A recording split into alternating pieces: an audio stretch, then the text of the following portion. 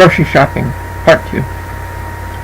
As David closed and locked the door with his car key, he nearly stepped on the little voodoo box. The little thing rolled away from his heel in terror and made for the corner farther down the end of the hall. The little robot looked like a frisbee on wheels. It sat there in the corner, almost shivering. Fortunately, David was not harmed and only lost his balance for a second, which meant that he could let go of the shotgun now. David sighed. He remembered a time when everything in the world didn't try to kill you or possibly turn on you every second. He missed that world. David resheathed his shotgun back in the leather holster on his back. Easy to grab, easy to fire. The door at the other end of the hall opened. Out came his daughter, a little bubble of joy that she was, always neck-deep in some kind of experiment like her mother. Still, though, she seemed over-happy today. He wondered what she had to tell him as she came skipping down, kicking up her heels and her hands waving in the air. "Daddy, Daddy, Daddy!" she exclaimed, opening her arms for a hug. He reached down and caught her in the embrace. Picking her up, he nuzzled his hairy, squared, hairy chin on her soft, almost oval-shaped face. She still had most of his features in her brow line and her ears, but the rest of her was her mother's softness. Her jeans and white t-shirt made her look like a farm girl, but she was anything but. A little skinny, too, but David could see wiry strength in her sharp elbows and knees. She was going to be a tough young lady when she grew up. "Yes, sweetie?" he asked. "The chicks hatched today, and they're not trying to eat me," she said with a smile on her face, lifting her arms in joy at the news, trusting in her father's strength. David was almost overjoyed himself, but then he frowned. "Did you test them properly to make sure?" David asked. Eli put her hands on her hips. "Daddy, of course I tested. I'm a scientist," she protested. She was only 9, but she knew well enough to fight for her point. "And how did you test them?" David asked. Eli rolled her eyes at him. "Already getting smart with them, too." He smiled anyway. "Well, duh. I gave them a sample of flesh in at least 3 different rooms at different times of day, and Daddy, they didn't even peck at all." "They're clear, Daddy, they're clear," she protested again. Okay, he said, not helping but smiling. "Go tell your mother I'll go check on them." "Whee!" she squealed, heading back out the hall. David followed, heading into the building's central plaza. It was big, with a fountain in the center. The central tower stretched up to the sky for about 60 floors, providing a wide view.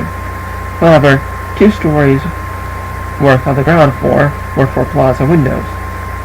They walked along the north walkway towards the east hall, along the private, smaller, square-shaped office doors.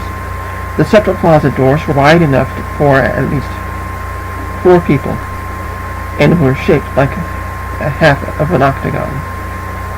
They were also public, so the door parted down the center and into the sides of the wall as David approached.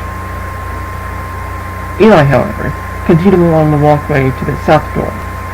If the tower was 64 in height, then the halls were the same length. Eli's lab for the chicken project was halfway down the east wall. Still, though, it felt like walking down to the principal's office. David remembered walking down to the principal's office as a child. He, for once, was actually hoping that Eli's project had been a success. It meant that, for once, no going down there for eggs. He didn't like going down. This hallway was colorful, too. Each 6-foot section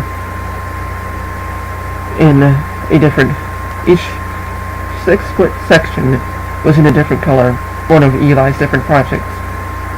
He passed by a red door with various signs saying, "Do not enter," "Keep out," and at least one in her mother's distinctive handwriting, "No daddies allowed until done." He passed by that room with a smile. David went by a window, catching his own reflection. He dressed it a little better these days, he realized. At least he wore a belt. Still, though, his black jeans, crew-neck button shirt, and neatly combed hair The reflection did show that his hiking-style shoes had a few holes filled. If he could, he was going to delay a run down there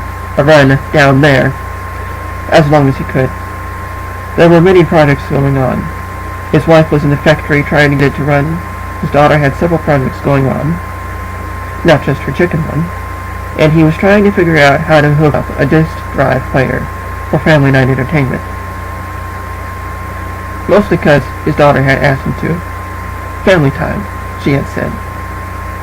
David's hand trembled as he swiped his card to open the lab door.